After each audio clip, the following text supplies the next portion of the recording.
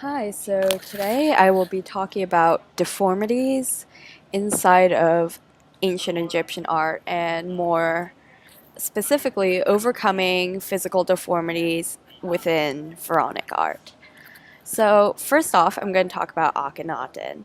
He's an object of interest because he's always been depicted with a short torso, a long head, um, a long neck and arms and hands, and very pronounced collarbones. He also has a pot belly, heavy thighs, and poor muscle tone, and this has occurred in any fresco that he was depicted in, any etchings, or any sculptures.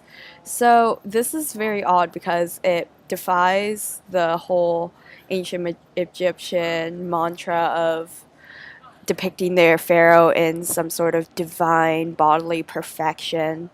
Well, while Akhenaten was their pharaoh, he had a deformed body, and it's often described as being very feminine, which was the opposite of the divine man, to say the least. So it's often been said that he has Froelich's disease, which is a disease that is hereditary and affects all the other members of your family, and that is why. Besides during Akhenaten's period, it wasn't just him depicted in this odd manner with elongated skull and short torsos and all that thing. It was his entire royal family, all of his friends, they all had it. So some historians hypothesize that he had Froelich's disease for that order.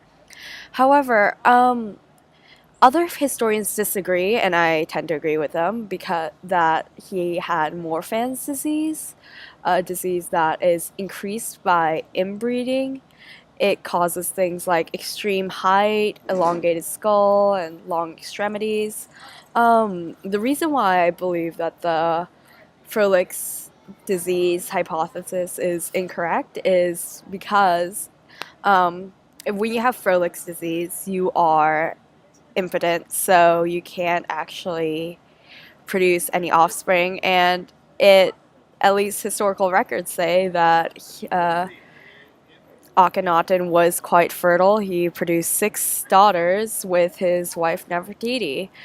So for that reason, I believe he had Morphan's disease. Fun fact about Morphan's disease: it does not affect intelligence at all. Many famous people have had it. For example, Abraham Lincoln, Mary Queen of Scots.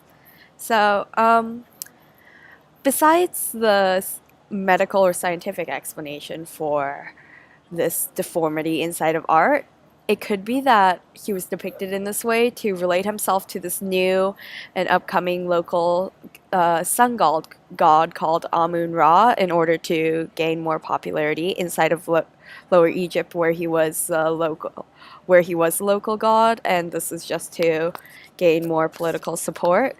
Or it could be that that it was a combination of the two, that that he would have claimed that his physical deformities reflected Amun Ra's special divine body.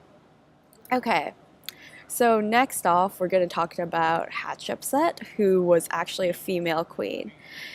So the physical deformity that she actually had to overcome was being a woman. So after her father passed away, she served as pharaoh until her nephew, Thet, Thutmose III, came of age. Before became pharaoh, she was depicted in a very feminine sense.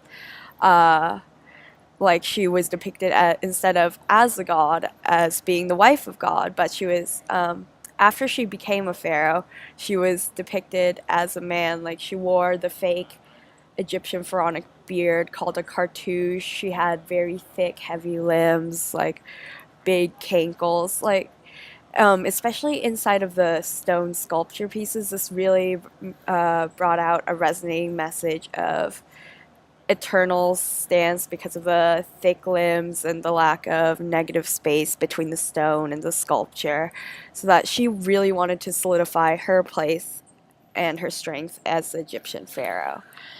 Um, Unfortunately, she died a mysterious death, and 15 years after she had passed away, almost all of her art had been reappropriated by other pharaohs, as in they took credit for her art because they really wanted to uh, gain the popularity that she garnered from building temples to the local gods, and that Moses III, her nephew, actually defaced most of her art. But it's hypothesized that this wasn't done out of jealousy because he was a very good king. This was done 15 years after the fact, but more likely he did this because it was out of advisory by his council members to solidify his spot as the Egyptian pharaoh. So, to summarize quickly, deformities had to be justified and overcome through artistic programs inside of ancient Egyptian art.